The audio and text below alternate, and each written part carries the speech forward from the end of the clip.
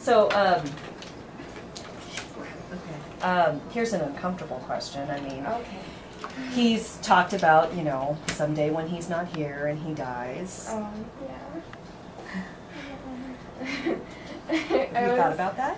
Yeah, I actually have, this past year, I was thinking, because we visited him at Christmas, and I was thinking, oh, I have to visit Tim again, you know, because I never know when he's going to pass away. Like, you think about that when you're, like, in between visits. You're always thinking, oh, I want to visit him again, you know, I have to contact Mr. Miller and make sure we get to visit because I never know what could happen. So I'm just so happy that, you know, we're here today and that, you know, we can just take things like one day at a time and hopefully just see him as much as possible before that day comes. Better not die on me, Tim. Try not to. Does it cross your mind as well? Yeah, it has. I thought about it a little before, and then when he mentioned it today, it made me really think about it. And there are a lot of girls that came here to visit, and so if he dies, he may not think it's a big deal, but it really is, because there are a lot of people that would be really sad to see him go, because he not only is our friend now, but he's part of our family, so it's just like seeing a family member die. Mm-hmm. So do you think about, I guess it makes you maybe treasure each visit a little bit more? Yeah, it makes each visit a little more special than the last one, just because like today we got to paint his nails, so I feel closer to him just because that's what we do with our friends, so it's good to think that we can do that with him also. Mm-hmm. He talks about wanting to, you know, see you guys graduate high school and graduate college and then go on to your careers and live your life and whatnot. And does it sadden you to think that maybe he won't be able to see those things and he won't be able to be a part of that? It makes me sad to think if he doesn't, but I just try to think that he will and hope for the best, that hopefully he will be here to see all of that, because that will make it more special for us. Like our graduation, when we heard that he was coming, that just made graduation a lot more special to us, to see another family member going to be there to watch us. What about you, Steffi?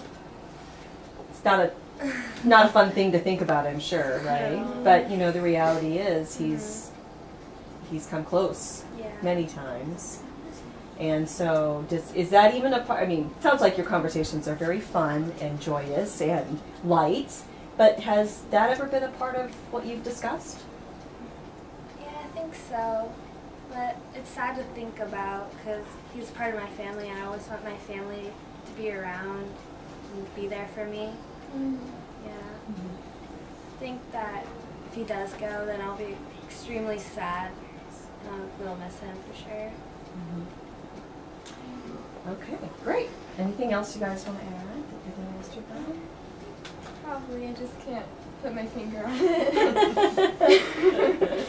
So can I point the light a different direction?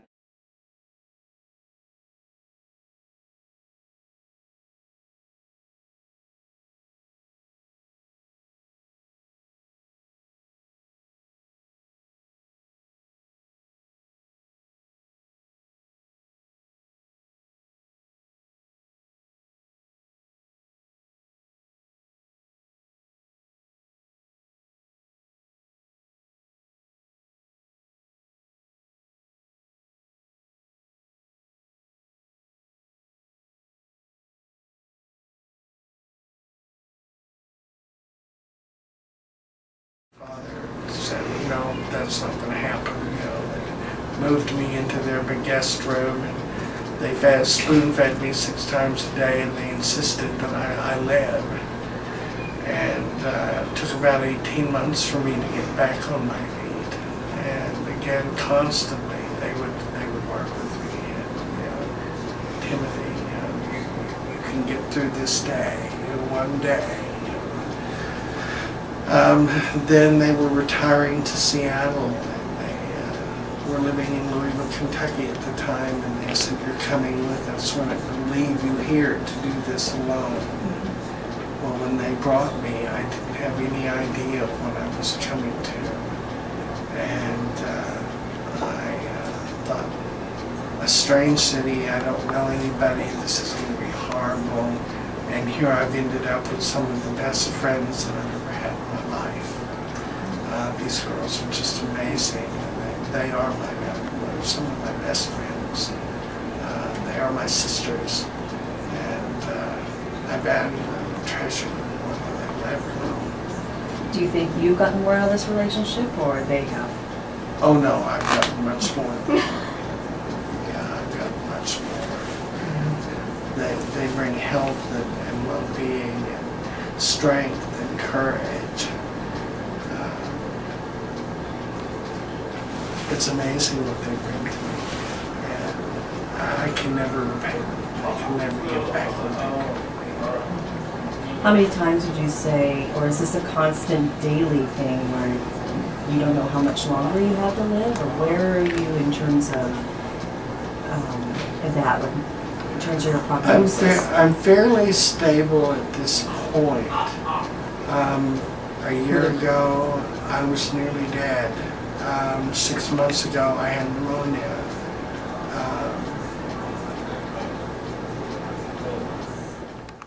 Time that I spend with my friends and my family is very, very valuable. Mm-hmm. You mentioned earlier you want to watch them grow up. Oh, I would give anything to see them fulfill their lives and grow and accomplish all that they are able to accomplish. I hope that I'm able to do that. Mm-hmm. Why is that important to you? Because they took time to be here with me, and they're willing to walk this journey with me to the end.